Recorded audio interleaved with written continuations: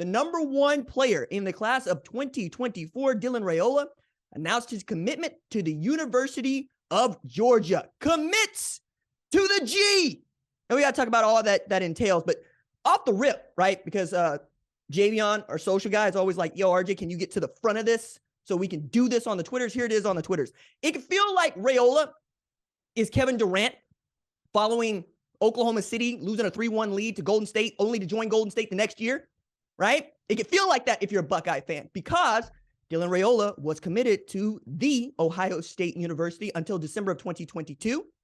And then Ohio State played Georgia in the college football playoff semifinals in the Peach Bowl, came up 3 points short, missed field goal at midnight of knocking off what would be the defending national champs. And then 6 months down the road, we got Dylan Raiola committing to the University of Georgia. I see it, and I'm here for it. I would like to see this Ohio State-Georgia thing continue to go on because, well, frankly, I thought it was going to be Ohio State and Georgia, and then I thought it was going to be Oklahoma and Georgia, and now it feels like we're right back to where we were, where can you get past the top tier of the SEC?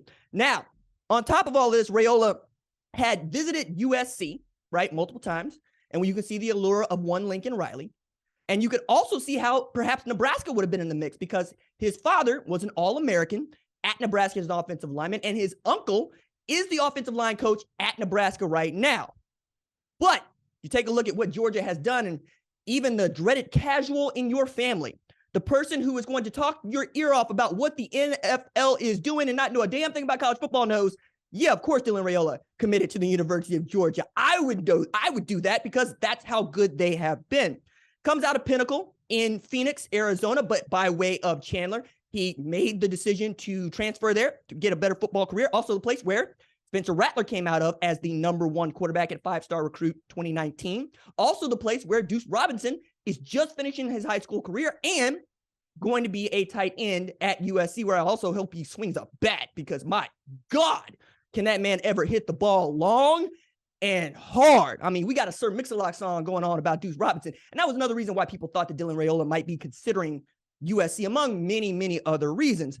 But I'm already to this point where it's a huge win for Mike Bobo, who's in year one as the offensive coordinator at Georgia and is following an offensive coordinator that, frankly, should have won the Broyles Award last year, but didn't because everybody believed he had Georgia. So nobody was going to give Todd Monken his due, even though Todd Monken won back-to-back national championships with a quarterback that was not only drafted in the fourth round of this year's NFL draft, but a dude that Kirby Smart had walk on, then ran off to play JUCO, and then invited back on to compete for the job. All right? Like, I don't care who you are. You do that with a fourth-round quarterback and a former walk-on, you deserve to be a Broyles Award winner. But we'll talk a little bit about that as we go on. Now, question I had before me was, will Dylan Raiola do more at UGA than Justin Fields? Okay, I feel like the answer is yes. Like, we can all kind of pencil that in. At UGA, Fields passed for 328 yards, rushed for 266, scored 8 TDs in 2018. But that ain't the bar now, is it? The bar is, can Dylan Raiola do at Georgia what Justin Fields did at the Ohio State, right? Again, Kevin Durant, Golden State Warriors, Oklahoma City, overtones here, right?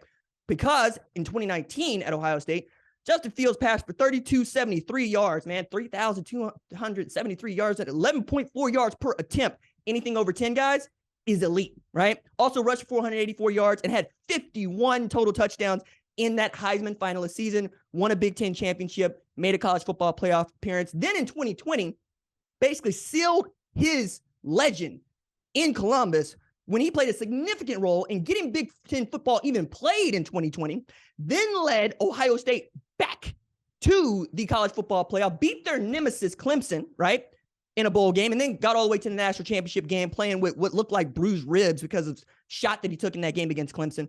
The bar for Dylan Raiola is what I'm saying is 2 college football playoff appearances, a Heisman finalist, a national title appearance, a 3,200-yard passing season, a 450-yard rushing season, and 50 total TDs in that same season. But maybe that's not even the bar for what Dylan Raiola should be able to do at the University of Georgia, because only last week we talked about my post-spring top 25 here on the show, and I made reference to the Bulldogs are number one in everybody's ranking because they are the best team in college football and have been for the last 2 years, but they were able to do that without a first-round quarterback. And in the college football playoff era, They are the only program to go back-to-back with national championships with a quarterback that was not drafted in the first round, okay? We all know the story of Stetson Bennett, what he means to Georgia. But it is a place for where it felt like if you had a five-star quarterback, you should be able to do untold things, right? You should be able to win and win and win, and the score shouldn't be close. But among five-star quarterbacks that have committed to Georgia, played at Georgia, none has led the University of Georgia to a national championship. Not Justin Fields, not Jacob Eason, not Aaron Murray, not Matthew Stafford, and not DJ Shockley. I went all the way back for you, right? So that means since recruiting was a thing, but also bear in mind, until they had won that first national championship in 2021, 40 years, they had won one again in 4 decades, right? And they needed the dude that absolutely wanted to be at Georgia more than he wanted to be anywhere else to get them over the top. And even then they built it around what the defense could do. You could even say that Georgia has won back-to-back national championships in spite of the college football player of their quarterbacks. Not to say that Stetson Bennett isn't good. It's to say that you would probably pick 6 or 7 guys that were better. It's not usually the kind of quarterback that wins a national championship, right? Now, with all of that, and knowing what Stetson Bennett was able to do, if you are a Georgia fan, you don't give a damn about what those other 5-star quarterbacks have done. You probably don't even give a damn what Justin Fields was able to do. And you certainly aren't looking out west to USC and thinking about what Lincoln Riley's been able to do for quarterbacks, because you can give Dylan Raiola and hope he can give you what nobody else can, a national championship. So if Dylan Raiola can meet the bar that is Stetson Bennett, which is go back-to-back and start a quarterback with national championships, I think they'll be just fine with that. Thank you for watching the #1 college football show. Please remember to subscribe to the channel and like this video so that you don't miss any of the best college football coverage in America.